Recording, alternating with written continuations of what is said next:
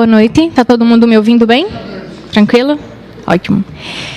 Bem, é uma alegria muito grande para mim estar aqui e em outro momento talvez eu tenha a possibilidade de compartilhar com vocês a razão disso. Mas nós temos muita coisa para estudar, pouco tempo, eu não jantei, então a gente vai seguir no estudo aqui, tá certo? Então vamos começar na parte de datação radiométrica. Antes de chegar em datação da radiométrica, eu vou dar uma ideia do que tem sido a ciência, para que quando a gente chegue em datação radiométrica, a gente tenha um pouco mais do plano de fundo que está por trás da ideia de datação radiométrica. Tudo dentro da ciência está relacionado a uma cosmovisão. É através dessa maneira como nós enxergamos o mundo é que nós vamos interpretar todas as situações da nossa vida. A cosmovisão ela vai influenciar em tudo, no nosso estilo de vida, nas nossas atitudes, na nossa crença. Todo o alvo da nossa vida vai estar relacionado à maneira como nós enxergamos o mundo e da maneira como nós vamos interpretar tudo ao nosso redor. Um exemplo simples, algumas pessoas podem chegar e comentar, falar assim, olha, mas por que você não se torna um pouco mais neutra? E aqui só para fazer uma analogia, trazendo esse slide, aqui nós temos duas pessoas, um com a pressuposição secular e outro com pressuposição bíblica, e o secular pergunta e chama a pessoa que tem a pressuposição bíblica para vir discutir em campo neutro. Quando ele abandona a sua pressuposição, quando ele abandona a sua fé, a maneira como ele enxerga, ele na verdade está abraçando a opinião secular. Porque se vocês notarem, esse aqui não saiu do lugar. Outro ponto, como você pode batalhar, como que você pode defender algo que você já abandonou? Impossível. Diante disso que eu falei para vocês, eu quero fazer um teste psicológico, psicotécnico. Quem já fez esse teste não dá as respostas, tá bom? Então vamos lá. Façamos de conta que você chega aqui e encontra esse desenho, tá certo? Você encontrou esse desenho e esse desenho é chamado fato. O que é fato? Fazemos aqui uma diferença. Fato é o dado, é a informação, apenas, com quase nada de interpretação. A evidência já é o dado interpretado, ou seja, a interpretação daquela informação. Vamos voltar para o nosso fato. Eu vou fazer duas perguntas. O que é que está faltando e o que era isto originalmente? Vou dar algumas opções para vocês. Queria que você...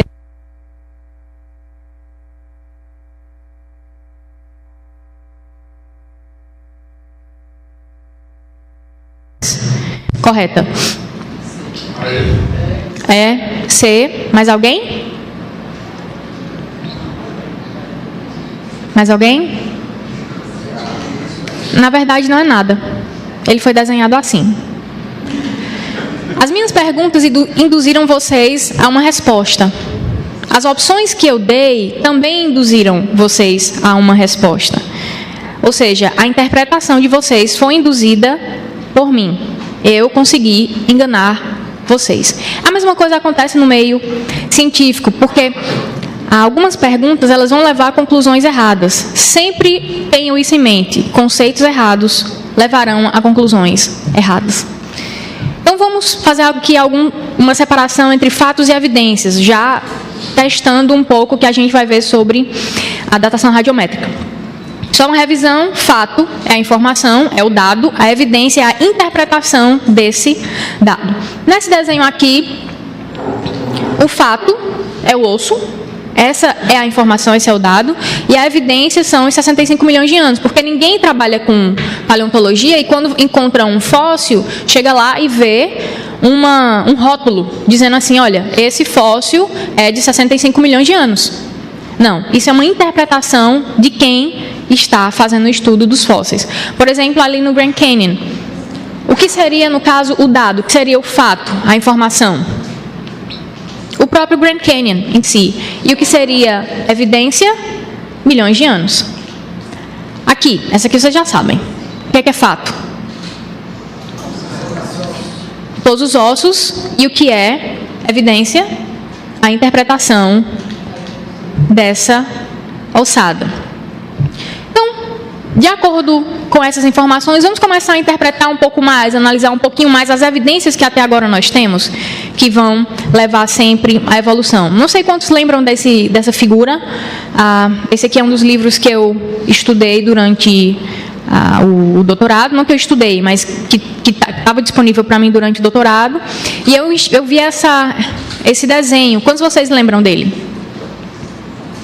Alguns, né? Muito bem. Esse desenho foi feito pelo Haeckel. E esse aqui está o desenho, que na maioria dos livros se encontra. Em 1990, um pesquisador decidiu fazer fotografias desses embriões. A ideia desses embriões aqui serem todos iguais, que o Haeckel desenhou, é para mostrar que tanto feixe, como salamandra, como galinha, como coelho e humano tem embriões iguais, não apenas semelhantes, mas iguais, para mostrar que todos nós vamos compartilhar o mesmo ancestral, um ancestral comum. Esse foi um desenho do Haeckel. Porém, em 1990, um pesquisador, que era fotógrafo também, decidiu tirar fotos. Ele disse, olha, se eu tenho agora a fotografia, por que não fazer isso em forma de fotos? E ele chegou a essa conclusão, que nada tem a ver com os desenhos do Haeckel. O Haeckel, na época, já era conhecido como uma pessoa que não era um bom cientista, não era uma pessoa que nós deveríamos confiar os trabalhos. E isso mostra definitivamente que nós não temos nenhuma semelhança com qualquer que seja o embrião. Esse trabalho foi publicado pela Science, e não é um trabalho de nenhum cristão. É o trabalho de uma pessoa que talvez nem mesmo acredita em Deus, mas chegou a uma conclusão que realmente é a correta. Outro ponto, quando a gente vê alguns dinossauros, a gente acha que eles já foram encontrados daquele jeito, perfeitos. Mas isso que está em vermelho é apenas o que foi encontrado. Eles encontram essas partes e fazem todo o estudo. E a partir disso, esse é o meu favorito.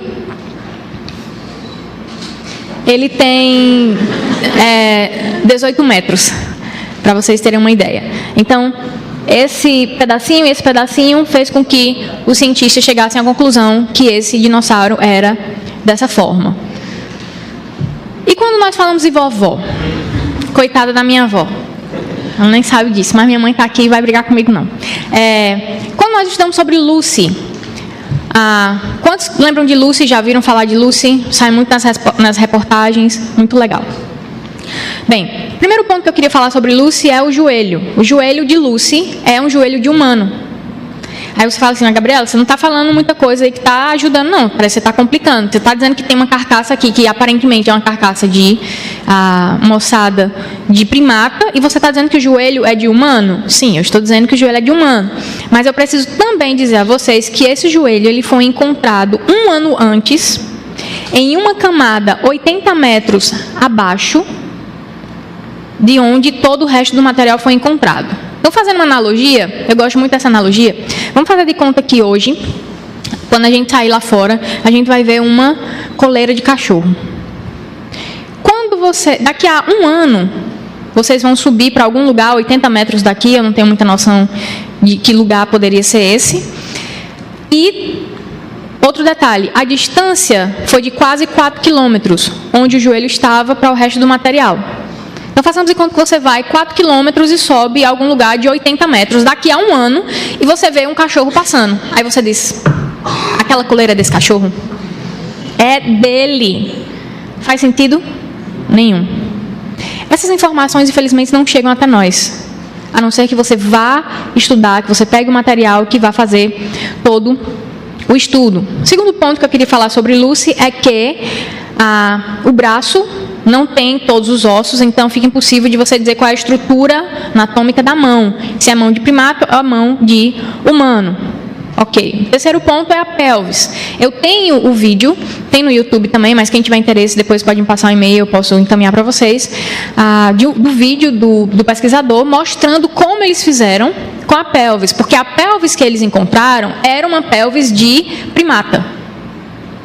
Porém, eles transformaram a pelvis em uma pelvis de humano. Por quê? No vídeo ele fala sobre isso, ele diz assim, tinha que ser uma pelvis de humano, mas estava parecendo uma pelvis de primata. Não estava parecendo, era uma pelvis de primata. E ele foi lá, acho que é esmeril, aquelas coisas que você vai moldando, vai fazendo um barulhinho bem ruim, parece aquele negocinho do dente.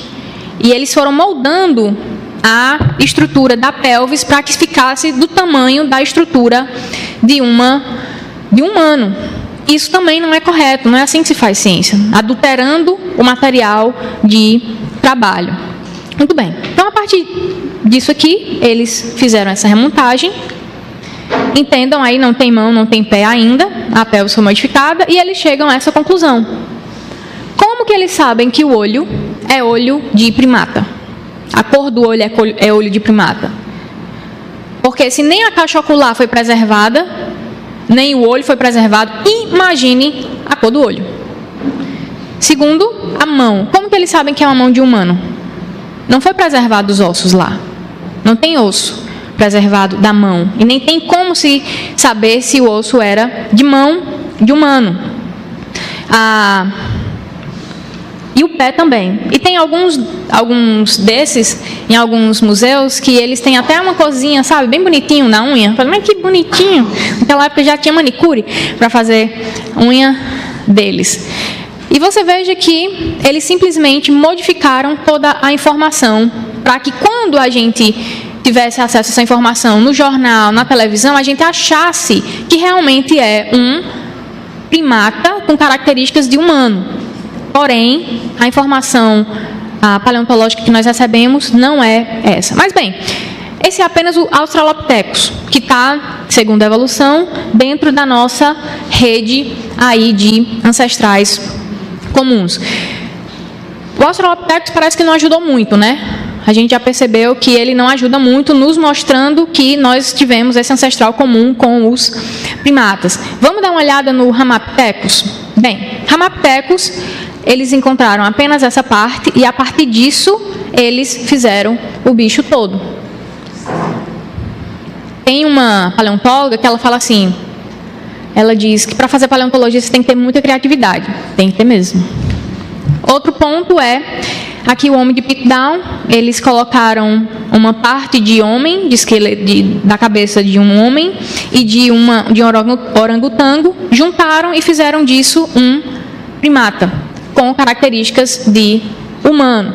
Mas o meu preferido, assim como eu tenho o dinossauro preferido, eu tenho o homem ancestral preferido, que é o homem de Nebraska. Eles encontraram um dente, e a partir desse um dente eles fizeram o homem, a mulher, a casa deles e o que eles estavam fazendo. Imagina se os nossos dentistas fossem fazer isso com a gente. Teriam muitos pastores que iriam ser dentistas, a descobrir a vida dos irmãos. Outro ponto, o Homo naledi. O Homo naledi, não sei se vocês lembram, foi um dos últimos materiais encontrado.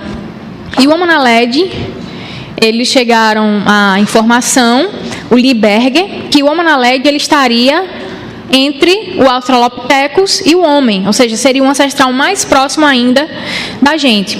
Passou no Jornal Nacional, eu lembro disso, que os pesquisadores tiveram que descer uma caverna de 80 metros para pegar todos os pedaços do Homo naledi.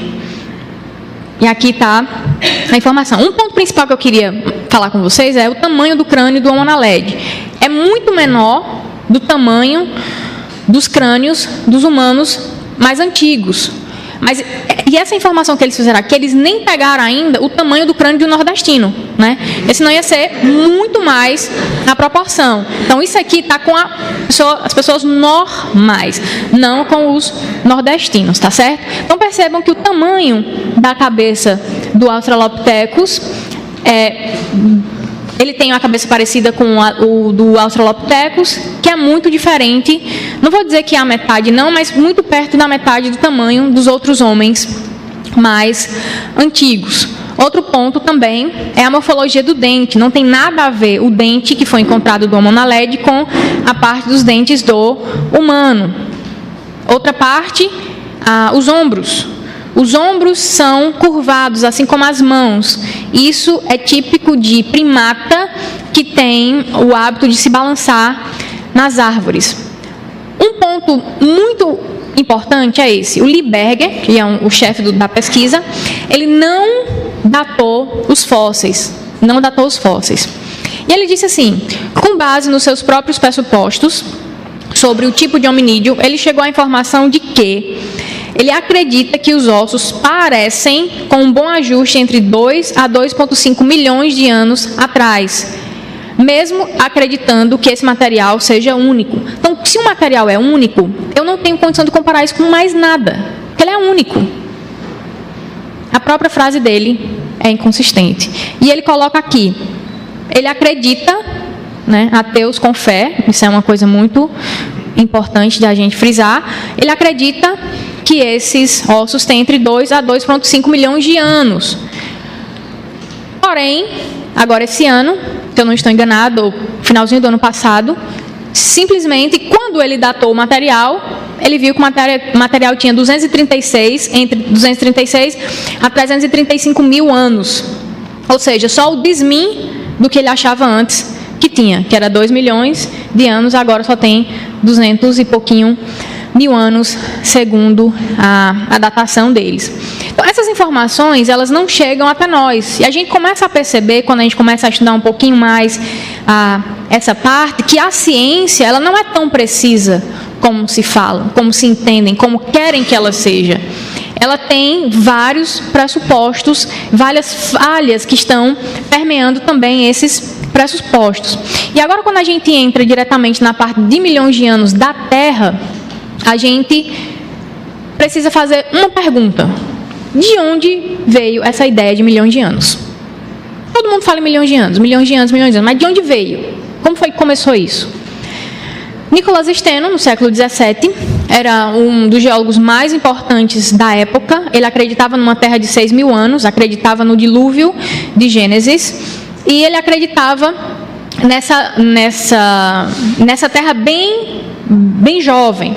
Só que essa ideia do Nicholas Steno, no século XVII, desapareceu e chegou no século XVIII o Comte de Buffon e o James Hutton, que eles chegaram à conclusão, pelas teorias e pelos pensamentos deles, que essa Terra já era muito antiga, muito antiga. O Comte de Buffon, ele fala em 75 mil anos, mas em alguns dos seus escritos ele coloca, se eu não estou enganada, até 300 mil anos, alguma coisa nesse sentido. E o James Hutton, ele já coloca a Terra como indefinitivamente velha. É igual uma pessoa chegar para você e falar assim, você é velho quanto? Tão velho que eu nem sei quanto eu sou velho. Mais ou menos isso. Então, até o final do século XIX, a Terra já era vista, já era entendida, já era conhecida como uma Terra muito antiga, de centenas de milhares de anos, até o final do século XIX. Agora, a pergunta é, como? Porque os métodos de datação só surgem no século XX. Como que eles chegaram a essa informação de milhões de anos, ou de milhares de anos mesmo assim, que seja de 75 mil anos, de 300 mil anos, se a datação radiométrica só surgiu no século XX? Porém, essas informações nós não temos na universidade. Isso aqui é uma informação que você, lendo outros materiais, é que você vai chegar. Infelizmente, as pessoas passam material para a gente de forma muito mastigada. Infelizmente, a gente aceita aquilo ali como verdade e não refuta. Mas, na verdade, o que é a datação radiométrica? É uma forma de medir o decaimento, e a palavra decaimento significa transformação, para ficar uma palavra mais fácil para a gente, de elementos químicos. Aqui, como vocês vão ver, com o exemplo, o rubídio ele vai se tornar estrôncio depois de um período de tempo. Daqui a pouco eu vou passar para vocês o tório chumbo, potássio argônio, urânio chumbo também, urânio chumbo, urânio tório também, e o carbono também, azoto, mas também nitrogênio 14. Aqui, um pouquinho melhor, com as idades, ou seja, com a meia-vida. Daqui a pouquinho eu vou explicar para vocês um pouco melhor sobre a parte de meia-vida. Então, esse material, ele é sempre chamado de isótopo pai e isótopo filho. Quanto tempo leva para que um pai se transforme, ou seja, dê origem a esse filho? 4,5 bilhões de anos. Esses aí são datações bem maiores. Nós vamos trabalhar com a datação do carbono 14 por uma questão de ser mais fácil, até mesmo de número. Como acontece esse método de medição? Qual é o método? Vamos fazer de conta que nós temos aqui um animal, que nós temos essa vaquinha, ela está se alimentando, está respirando. Com isso, está entrando carbono 12, carbono 14 no corpo dela. Então, vamos explicar um pouquinho aqui sobre meia-vida. O que é a meia-vida? É o tempo para transformar a metade dos átomos, certo? Por exemplo, aqui nós temos quantos átomos de carbono 14? 12, né? Muito bem. Meia-vida é quanto tempo? Qual é a metade de 12? 6. Quanto tempo vai levar para que 12 carbono 14, na verdade 6 carbono 14, se transforme em nitrogênio 14? Aqui para fazer uma ideia, havia um peixe sorridente, feliz, nadando, tem 12 carbono 14 nele, acontece um acidente e ele vem a morrer. O que ele ficou de carbono 14 quando ele existia, quando ele vivia, permanece marcado ali quando ele morre. Aqui está um animal morto e agora vamos fazer um pouquinho de cálculo. Qual é a metade de 12? 6. Então, em 5.730 anos, aqui tem 12. 6 vão se transformar em nitrogênio 14. Sobrou quanto? Sobraram 6. Com mais 5.730 anos, qual é a metade de 6? 3. 3 vão se transformar em nitrogênio 14. Se a gente continuar fazendo esse cálculo, quantos sobraram? 3. Qual é a metade de 3? 1,5. Com 5.730 anos, 1,5 vai se transformar em nitrogênio 14. Qual é a metade de 1,5? 0,75. Com 5.730 anos, vai se transformar em nitrogênio 14. Não vou perguntar o próximo porque eu não sei dividir mais esse número. Então, a ideia é, com o tempo, vai acabar. Não vai? Com o tempo vai acabar. Carbono 14, ele chega a ser datado até no máximo 80 mil anos. Até no máximo 80 mil anos. Mas o que é mais interessante é que são encontrados diamantes que são datados com milhões de anos com carbono. Mas não tem carbono. 80 mil anos acaba o carbono. Mas são encontrados nesses diamantes. Então, naquele cálculo que nós fizemos, o fóssil ele vai ter 11.460 anos. É mais ou menos assim que nós fazemos esses cálculos. E de que forma nós calculamos? A gente precisa da quantidade atual. Qual foi a quantidade atual que sobrou? De carbono 14? 3. Muito bem. Qual é a quantidade inicial de carbono 14? 12. E a meia-vida do carbono 14? 5.730 anos, correto? Muito bem. A pergunta é, quem estava lá para marcar a quantidade inicial de carbono 14? Alguns milhões de anos, quem estava lá para marcar? Não, isso aqui marcou, vamos marcar, anotar, tem tantos milhões, tem tantas quantidades de carbono 14. Ninguém estava lá. Isso é chamado de ciência histórica. Se pressupõe algo para se chegar a uma conclusão, porque ninguém estava lá para ver. Ninguém viu o que estava acontecendo. Ninguém marcou o tempo para que isso acontecesse. Mas, Gabriela, tem como chegar a esse cálculo? Tem. Vou explicar aqui para vocês.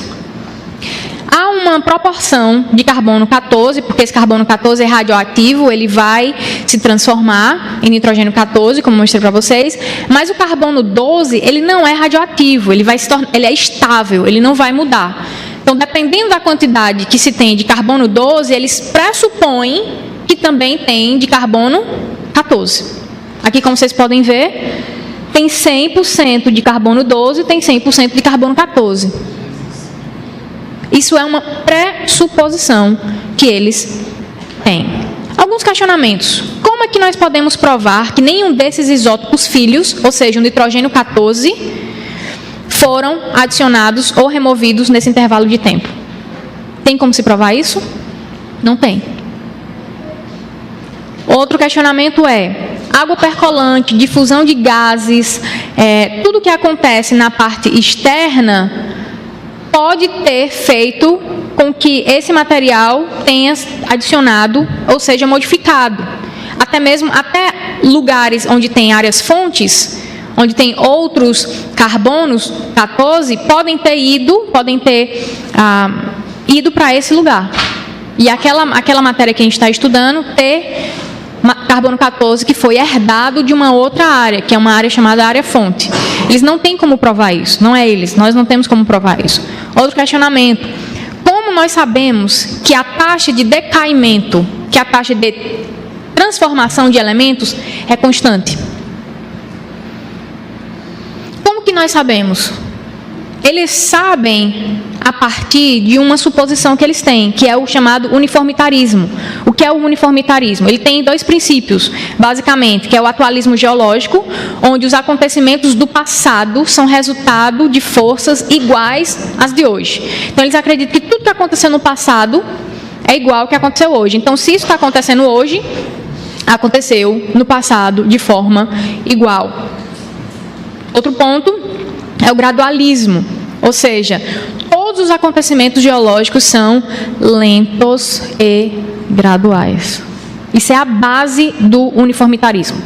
Então, eles pressupõem que foi assim que aconteceu na datação radiométrica, porque eles têm uma suposição anterior, ele tem uma pressuposição.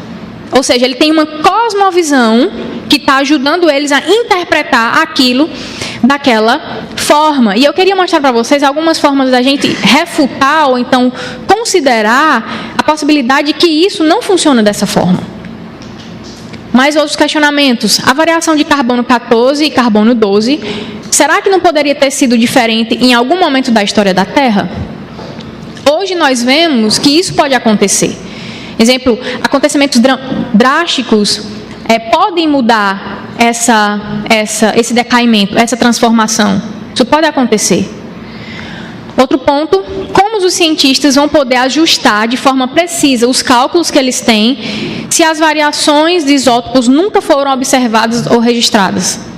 Eles não têm como fazer um cálculo preciso, porque eles nunca conseguiram observar, claro, em milhões de anos ou bilhões de anos, essas variações. Porque ninguém estava lá para fazer o estudo, ninguém estava lá para fazer essas anotações. Algumas observações também nós precisamos fazer. É possível medir a proporção de vários isótopos pais e filhos em uma rocha. Porém, isso não é e não está relacionado com idade, nem com era. A datação radiométrica nada mais é do que você medir níveis de isótopos. Você pegar esses níveis de isótopos e inferir idade é uma interpretação que está baseada na cosmovisão do uniformitarismo. A partir disso, eles chegam a essa conclusão. É verdade que as taxas de decaimento hoje elas são estáveis. Hoje elas são estáveis. E elas não são afetadas por condições externas. Mas isso significa que foi sempre assim? Não. Nós não temos como provar que sempre foi assim. Eles precisam pressupor que sempre foi assim, para que eles consigam fazer os cálculos dele. As técnicas de datação sempre mostram que as camadas de rochas inferiores são mais antigas do que as camadas de rocha mais superior? Não. Foram feitos alguns estudos, porque normalmente assim, a camada de baixo, a camada inferior, ela entende-se que ela foi depositada primeiro do que essa. Claro, né? Primeiro se deposita isso para se depositar a parte superior. Isso é ok, isso é normal, não tem nenhum problema. O problema é quando você vai fazer a datação e essa camada inferior, ela está datada mais jovem do que essa camada que está aqui de cima. Que era para ser datada numa camada mais antiga. Mas por quê? Porque os métodos de datação, eles têm muitas incoerências. Tem muitas incoerências. Eu acredito que nós, como paleontólogos, e as pessoas da geologia, todos nós precisamos entender esses desafios. Porque sem enxergar esses desafios como verdade, nós nunca vamos chegar a uma conclusão. Vamos estar sempre dificultando chegarmos a uma verdade. Outras questões para considerar. A explicação do dado, ela vai vir da observação ou da interpretação do que aconteceu no passado. Isso é muito importante. Porque o método científico está baseado na observação. Eu preciso observar. Porém, muito se é feito dentro da ciência para interpretar, já que eles não conseguem enxergar o que aconteceu no passado, interpretar o que aconteceu no passado. Isso, sinônimo disso é fé, que é a mesma fé que nós temos. Nós não sabemos, nós não estávamos lá, na verdade nós sabemos, nós não estávamos lá quando Deus criou todas as coisas, mas nós sabemos através da sua palavra, nós temos fé que a palavra de Deus é verdade. Do mesmo jeito que eles têm fé que a pressuposição deles é verdade. É a mesma fé, irmão. Viu? Quando você vê um ateu, pode dar paz ao Senhor, é quase um irmão, tá? É a mesma fé, e muitas vezes mais fé que a gente, bem mais fé do que a gente. Outro ponto, há alguma pressuposição envolvida no método? Se existe uma pressuposição envolvida, você tem que entender qual é essa pressuposição, para que você separe o que é dado, o que é informação e o que é interpretação. É importante para que a gente aprenda em tudo separar o que é dado e o que é interpretação. Os dados que são fornecidos, eles são consistentes com o que está sendo observado? Tem que ser feito isso também. Comparar com o que está sendo observado. Então, dentro de algumas datações questionáveis, vamos considerar algumas dessas questões que eu acabei de falar para vocês. Por exemplo, primeiro ponto, o que é um fóssil? Dentro da ideia evolucionista, fóssil são restos de organismos em rochas de mais de 11 mil anos. Se você encontrar um fóssil de 10 mil anos, não é fóssil. Se você encontrar algo de 10.500 anos, não é fóssil. 10.900, Gabriela, quase, não é fóssil. 10.990, quase lá. 11 mil, yes, fóssil. É basicamente isso. Por quê? Porque eles mensuram esse número pelo fato deles acreditarem que leva-se 11 mil anos para que esse organismo, resto de organismo, se transforme em fóssil. Isso é uma pressuposição, gente. O que a gente vê hoje na ciência, o que a gente observa, é que isso é muito diferente. Por exemplo, esse fóssil, que é um fóssil, esse chapéu foi esquecido durante 50 anos em uma mineradora e encontraram ele mineralizado. Virou um fóssil de chapéu. Aqui é um relógio também que foi mineralizado. Outro ponto, para quem está com fome como eu, um presunto petrificado. Simplesmente. Não foram necessários. Imagina presunto naquela época, milhões de anos, gente. Dinossauro nem queria isso, não é presunto. Isso é coisa da gente. Outro ponto, aqui, fizeram um estudo, pegaram esse material e levaram para um laboratório. Chegaram à conclusão que a idade dessa lava era de 340 mil anos, entre 340 mil anos e 2 mil milhões de anos. O que é interessante é que tem uma diferença muito pequena entre esse número. Não, né? É muito grande a diferença. Então, é quase, assim, indiscutível. E o que é interessante é que, quando eles vão pegar um número, eles vão sempre para um número mais antigo. Porque como eles veem tudo como muito antigo, o número mais velho é que vai funcionar para eles. Porém, aquela lava do Monte Santa Helena tinha saído há 12 anos. A diferença é bem pouquinha, né? De 12 anos para 340 mil anos ou até 2,8 milhões de anos. Muito grande, gente. Muito grande. Outro ponto aqui. Tiveram 5 erupções nesse período e foi feita uma datação em laboratório que chegou entre 270 a 3 milhões e meio de anos. Porém, a idade verdadeira era menos de 50 anos. Imagina você pega isso e leva essas informações, aceita como verdade. Olha o erro, o equívoco que você está tendo em todas as suas pesquisas. Falando sobre o Monte Santa Helena, outro ponto também é essa camada que vocês estão vendo. Ela é quilométrica, certo? Em extensão, e ela tem mais ou menos quase 8 metros de altura. Ela foi depositada em 3 horas. Em 3 horas apenas. Eu não preciso de milhões de anos para que eu tenha deposição de camadas. Não preciso. Apenas 3 horas. Imagina eu sair de casa, que horas? Era 5h30. Chegar lá 9h30, 5h30 não, 8h30. 8h30 e tá simplesmente uma camada de 8 metros na frente da porta da casa. Como é que a gente faz para dormir? Não dorme, né? Vai para casa de outra pessoa para dormir, porque não dá mais para entrar. Outro ponto, isso aqui também saiu no jornal, e é muito interessante que essas informações a gente precisa separar em tudo que a gente vê. Saiu no jornal, foi um tremor que aconteceu lá, pertinho do Paquistão, e em minutos, gente, uma ilha de 200 metros de comprimento e 16 metros de altura surgiu em minutos.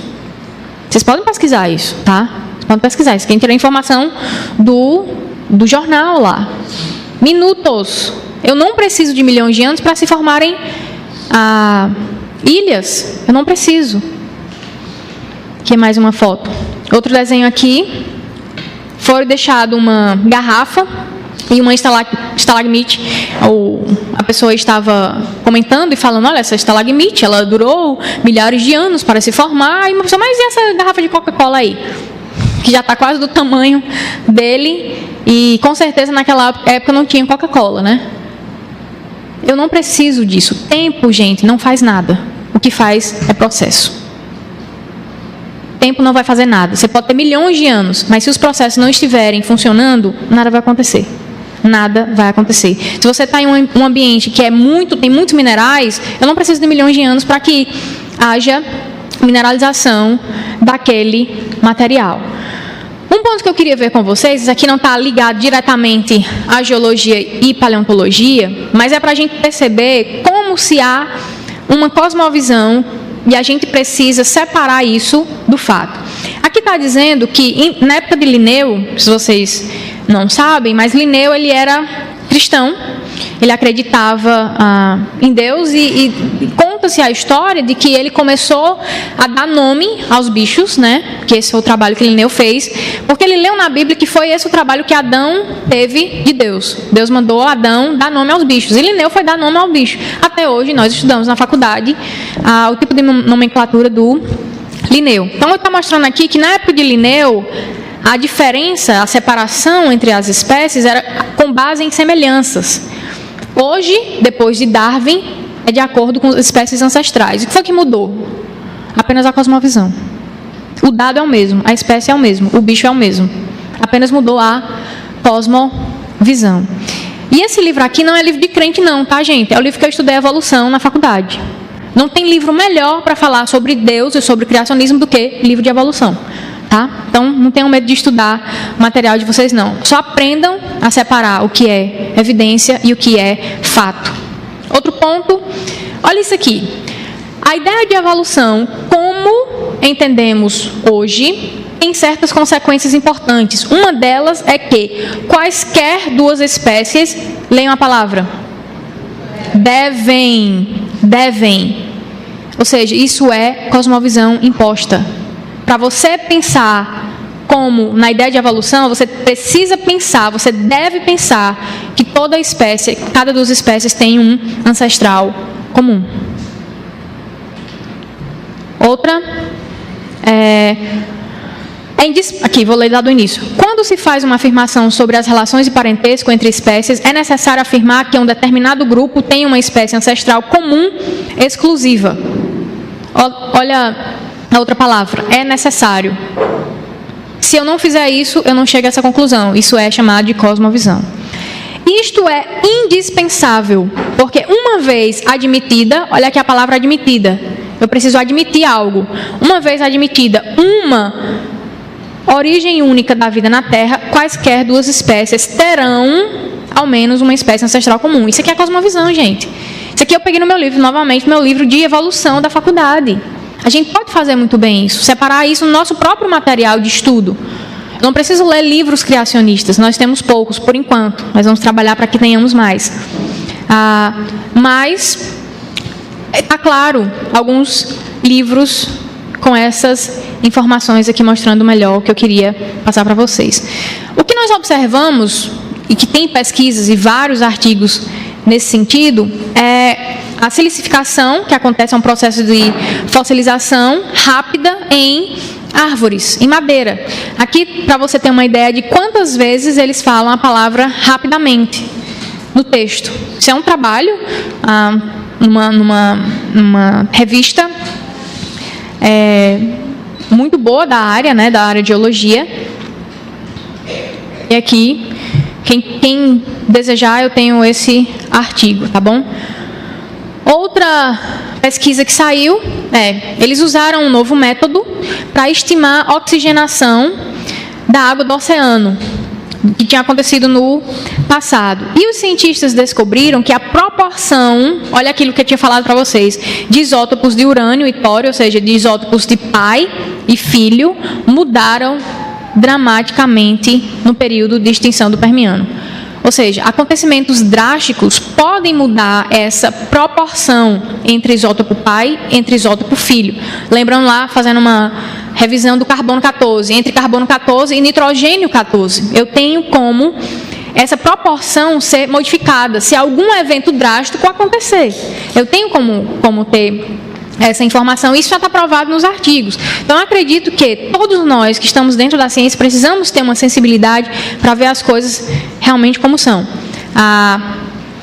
Por último, aqui dentro dessa parte de questionamentos, nesse livro Decifrando a Terra, que é um dos livros principais para a prova de mestrado e doutorado na maioria das universidades que tem o curso de Geologia e Paleontologia, ele diz assim, um espaço muito pequeno, isso ele está falando do Big Bang, tá? Um espaço muito pequeno, de densidade extremamente alta, virtualmente infinita e sob uma temperatura extremamente alta, virtualmente infinita, nesta singularidade que foge a qualquer visualização, matéria e energia seriam indistinguíveis. Essa parte, foge a qualquer visualização, significa fé. Porque eu não posso observar. A mesma fé que eles têm. Eles dizem não ter, mas eles têm. Precisa ter fé. Ninguém estava lá para ver. Tudo que eles chegam a essa conclusão é apenas uma parte de interpretação. Gabriela, mas será que a palavra dia na Bíblia não pode ter aquela ideia de milhões, de milhares de anos? Eu escuto sempre isso. É por isso que na maioria das minhas palestras eu tento trazer todas as respostas aqui, né, para que fique mais fácil para a gente. A palavra dia no Antigo Testamento, ela é citada 2.301 vezes. No Antigo Testamento inteiro, 2.301 vezes. Mas por que só questiona Gênesis? Só se questiona Gênesis. Apenas. A palavra dia, no hebraico, yom, ela sempre que vem, e mesmo quando não vem, com números ordinais, e tarde e manhã, ou manhã e noite, ou manhã e tarde e noite, ela sempre tem uma ideia de dia de 24 horas. Todas as vezes com numeral, com a ideia de tarde e manhã, ou mesmo sem essa ideia, ela tem uma interpretação de dia de 24 horas. As pessoas apenas não querem aceitar o que a Bíblia diz. Não querem aceitar o que a Bíblia diz, mas está muito claro na parte de interpretação, sempre significa dia literal. Outra pergunta, Gabriela, mas será que Deus não usou a evolução? Aqui, o que foi que aconteceu? O que nós temos inicialmente, o que aconteceu durante a evolução, né? Que se conta o que aconteceu na evolução. E aqui embaixo nós temos o que aconteceu na Bíblia. Então, para eles começou o Big Bang, para a gente já tinha terra coberta de água. Para eles, as estrelas foram formadas logo após. Para nós, terra seca e plantas foram criadas. O Sol, para eles, a gente já estava ganhando já. Já tinha até lua, tinha sol, tinha lua, tinha estrela, tinha tudo. Tá pronto aqui. Eles estão ainda com a terra derretida. Gente, nós já tínhamos até praia. Animais que voam e os animais marinhos também. E eles tinham apenas os primeiros oceanos quando a gente já estava com tudo prontinho. O homem também já tinha sido criado. Tem alguma coisa a ver? Deus usou a evolução? Quando alguém fala para mim, Gabriela, algum crente chega para mim e fala assim, mas eu acredito que Deus é evolução. Eu falo assim, olha, primeira coisa, ou tu se torna um crente, mas crente de verdade, ou que lê a Bíblia, que aprende da Bíblia, que ora, faz jejum, que cria vergonha na cara e é um crente, ou tu vai ser um ateu bom. Aí eu digo, não, ateu bom não, porque para o ateu não existe nem bom nem ruim, né? Porque eles não têm nenhum tipo de moralidade, valor absoluto não existe para ele. Ou então tu vira um ateu, mas um ateu, só não vou dizer que é bom, porque ateu não acredita em nada que é bom ou que é ruim, né? Não tem nenhum desses valores. Mas não queira juntar os dois. Não queira misturar o que é santo e profano. E aqui nós temos uma informação, a diferença entre evolução e criação bíblica. Para a evolução, o Sol veio antes da Terra. Para a criação bíblica, Terra antes do Sol. Evolução, terra seca antes do mar. Criação, mar antes da terra seca. Para a evolução, atmosfera antes do mar. Criação, mar antes da atmosfera. Sol antes da luz na terra antes do Sol. Gente, eles não são apenas diferentes, eles são opostos. Tudo que a evolução fala, o criacionismo fala o contrário. Tudo. Não tem como dizer que Deus usou a evolução, a não ser que você seja uma pessoa que nem conhece de ciência, nem conhece de Bíblia. Aí você pode falar, nem pode, né? Devia ficar calado, porque até um tolo sai bem quando fica calado. E aqui, mais algumas outras informações. Aqui tem uma lista bem maior, porque não quis colocar todas elas. A gente precisa entender, gente, que o ataque é... Esse 10 aqui é o quê? 50 minutos? 10 minutos? Tá. O ataque é a Gênesis. O ataque não é a cruz de Cristo. O ataque não é a Cristo em si. O ataque é no primeiro livro da Bíblia. Se há alguma coisa de errada na Bíblia, na primeira página da Bíblia, toda ela está errada. Toda ela está errada. Toda ela entra em xeque. Essa é a ideia. Salmos 11:3 diz que se os fundamentos são destruídos, o que poderá fazer o justo? Se perde o fundamento, a gente sabe que a Gênesis de 1 a 11 é a base toda da Bíblia. Toda. Fala de pecado, fala de casamento, fala de Jesus, né, a primeira menção messiânica, lá em 3:15. Então, toda a base moral, toda a base histórica da Bíblia está ali. Se você acha que alguma coisa não é verdade, está difícil. É por isso que as pessoas que têm atacado Gênesis, elas terminam em descrença. Isso é algo que foi analisado pelo Michael Denton, e ele diz, hoje a visão darwiniana talvez seja a maior responsável pela perspectiva agnóstica e incrédula do século XX. Aqui é um site que tem lá nos Estados Unidos, onde eles treinam crianças para serem pessoas que não conhecem a Deus. Crianças sem Deus, você não é o único. Bem-vindo à Criança Sem Deus. Um site para milhões de pessoas ao redor do mundo. A criança não gostou. Amém por isso. Que tem abraçado a ciência, rejeitado a superstição, estão dedicadas a ser boas sem um Deus. Isso aqui é um outdoor também que se tem lá nos Estados Unidos, da comunidade ateia. Aqui são igrejas na Europa que antes eram igreja. Hoje são museu, teatro, loja de roupa, boate, estúdio de piercing. Esse dado é de 2009 e diz que 58% dos jovens cristãos desviaram na universidade. Esse dado mais novo, de 2011, diz que a cada 9, 1 perde a fé. A cada 10, 4 param de frequentar a igreja. A cada 10, 2 não sabem como relacionar a fé e sociedade. A cada 10, 3 permanecem. 70% dos jovens que vão para a universidade se desviam. Gabriela, mas isso é de 2011, tem um pior. O mais novo diz que 2.500 igrejas são fechadas na América todo ano. 2.500 igrejas todo ano. Diz que também 2/3 dos jovens irão abandonar sua fé na América. O Frank Zingler, ele diz assim, eu penso que a coisa mais devastadora que a biologia fez para o cristianismo foi a descoberta da evolução biológica. Agora que sabemos que Adão e Eva nunca foram pessoas reais, ou seja, o ataque a Gênesis. Eu não estou falando de Jesus. Olha o ataque quando é que começa. Em Gênesis. Adão e Eva não é real. O mito central do cristianismo é destruído. Se nunca houve Adão e Eva, não houve pecado. Se não houve pecado, não há necessidade de salvação, não há necessidade de um Salvador. E eu acredito que isso coloca Jesus no ranking dos desempregados. Eu acho que a evolução é absolutamente a sentença de morte do cristianismo. Essa é uma ideia. Lembrem-se, o ataque é a Gênesis. Nós, como igreja, precisamos estudar mais sobre Gênesis, dedicar mais nosso tempo sobre Gênesis, ensinar as crianças mais sobre Gênesis e mostrar para ela que a maioria dos grandes pesquisadores que nós tivemos no século 17, 18, 19 e ainda no século 20, século 21, muitos deles são cristãos, como Newton, Francis Bacon, Euler da matemática, Cuvier, o Mendel da genética, o Linneu, Kepler, John Dalton da estrutura atômica, Pascal, Parkinson, Kelvin, Pasteur. E aqui nós temos como nosso conhecido o Adalto Lourenço também e muitas grandes instituições no mundo que fazem pesquisa criacionista.